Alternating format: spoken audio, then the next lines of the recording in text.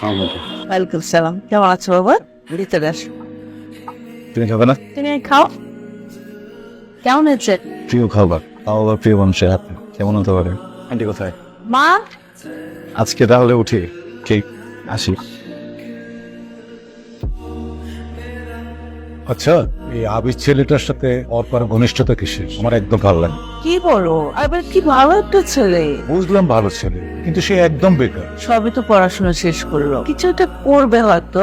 অনিশ্চয়তা জিনিসটা আমার একদম পছন্দ। তুমি একটু বেশি বেশি চিন্তা করো, এটা তোমার বদ অভ্যাস।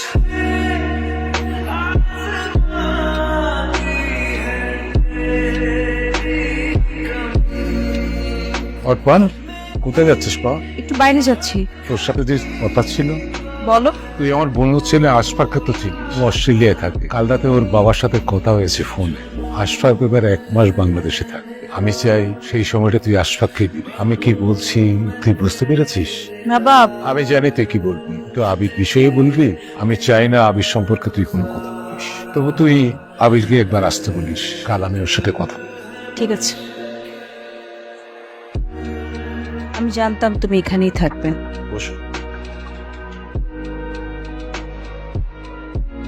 এই অদ্ভুত কতদিন থাকবে? উত্তরে বলা যেতে পারে পৃথিবীতে যতদিন প্রেম থাকবে। আমি বাবাকে তোমার কথা বলেছি, উনি তোমার সঙ্গে দেখা করতে চাচ্ছেন কালকে। কি ব্যাপারে? কি ব্যাপারে মানে?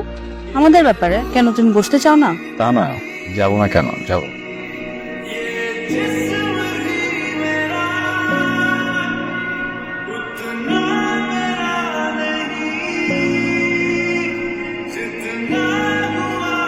হ্যালো।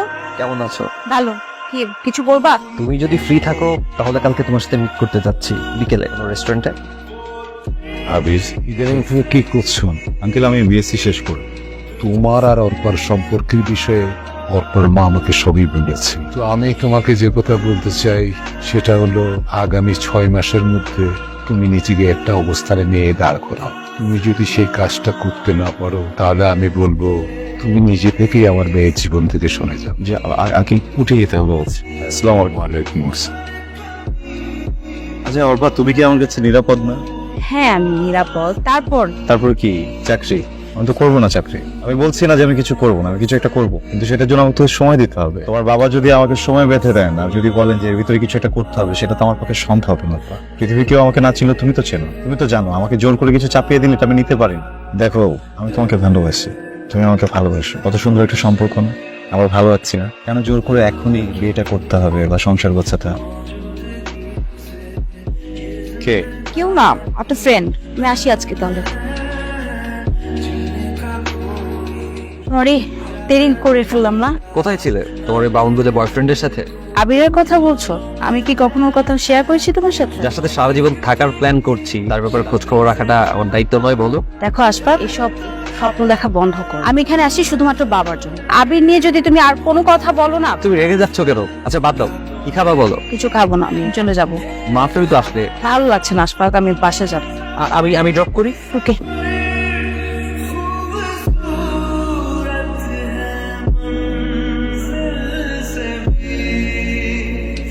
আবির, তুমি এখানে? আমি একটা কাজে যাচ্ছিলাম, তোমার কিভাবে দেখবো ভাবে নাই। ও আশফাক আমার বাবার বন্ধু ছিল। কাজ আছে একটা, পরে কথা বলতে। চলো।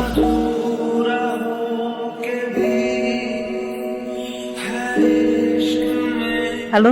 কালকে একটু দেখা করতে পারবা? ওর কিছু কথা ছিল।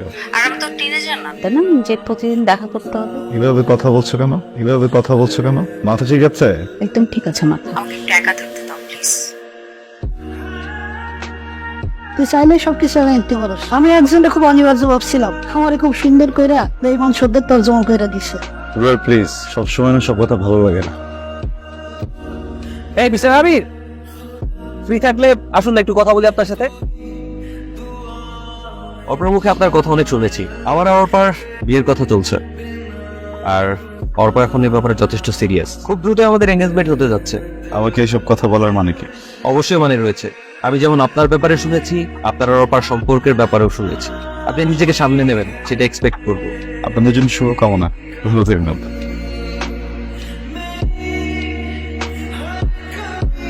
হ্যালো। হ্যালো আবির, আমি প্লিজ তুমি আজকে আমার সাথে দেখা করো এক্ষুনি, আমি বেরোচ্ছি। আচ্ছা। ওকে ওকে। তুমি আমাকে ভুলেছো আবির। ভুলে যেতাম যদি তোমার কথার মধ্যে ভুলে যাওয়াটাও সহজ হতো। তোমাকে মনে পড়ার অনেকগুলো কারণ আছে আমার চারপাশে। বাসায় রাজি করাতে পারিনি। তুমি ভালো থেকো। এভাবে বলে না, আমি কেমন থাকবো সেটা ভাবতে যে নিজের ভালো থাকাটা নষ্ট করুন। আমাকে মাফ করে দিই।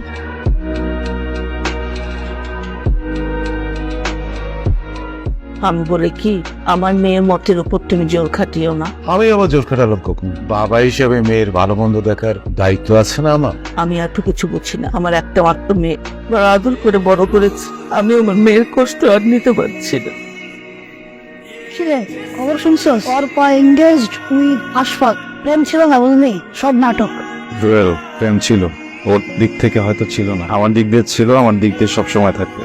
কিন্তু তুই ব্যাগ বসাচ্ছিস, হয়ে যাবে। তুই তো বলছিস ভেতরের জেটটাকে কাজে লাগাতে হবে, সেটাই করতে যাচ্ছি। আচ্ছা তুই কি আমাকে মিস করবি? আমি কিন্তু তোকে একদম মিস করবো না। ভালো থাকিস। বাবা, তোমার সাথে আমি কিছু কথা আছে। বল। বাবা, আমি আশফাককে বিয়ে করতে পারবে না। মানে এখন এসব বলার অর্থ কি? আমি আবিরকে ভালোবাসি বাবা, বিয়ে করলে ওকেই করবো। আচ্ছা তোমরা কি চাও তোমাদের মেয়ে সারা জীবন অসুখী থাকুক? আমাকে সারা জীবন সুখী থাকতে হলে, দেখতে হলে আমাকে জোর করো না বিয়ের জন্য। প্লিজ মা, একটু ঠান্ডা হও। রাবেয়া, তুমি ওকে আমার চোখের সামনে থেকে যেতে বলো, ও যাতে আর কখনো আমার সাথে কথা বলতে না আসে।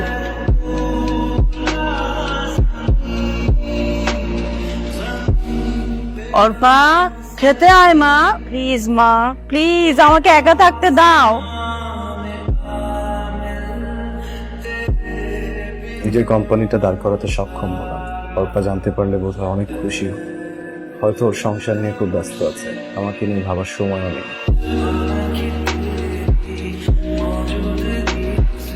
রোয়েল ভাই, আবিরের কোনো খোঁজ আছে ভাই? মানে করছি, ফোনে পাচ্ছি না। অনেকদিন হয়ে গেল তো। আবির চলে যাওয়ার পর ওর সাথে আমার আর যোগাযোগ হয়নি। চলে যাওয়ার পর মানে কোথায় গেছে ও? যাই না, ফোনও বন্ধ পাই। নাম্বার চেঞ্জ করছে বোধহয়। ও আচ্ছা, আপনাকে ফোন করবে নিশ্চয়ই। আপনাকে যখন প্লিজ বলবেন আমি ওকে খুঁজছি, আমাকে যেন একটা কল করে। আমি যাবো। হ্যাঁ, থ্যাংক ইউ ভাই। স্যার, একজন লোক আসছে আপনার সাথে দেখা করতে। আসতে বলো। আবির, আপনি? হ্যাঁ বাবা, বাবা আমি সেদিন ভুল ছিলাম। নিজের মেয়ের ভালো মন্দ দেখতে গিয়ে তোমার লোক জোর করে শর্ত চাপিয়ে দিয়েছিল। আপনি ঠিকই করেছেন। একজন বাউন্ডারের সাথে কোনো বাবাই তার মেয়ের বিয়ে দেবেন না, এটাই স্বাভাবিক। তো প্লিজ আমার মেয়েটার সাথে একবার দেখা করো। পাচ্ছি না বাবা। হাসপাতালে তোমার খবর আমাকে দিয়েছে, ওদের বিয়েটা হয়নি। অর্পা,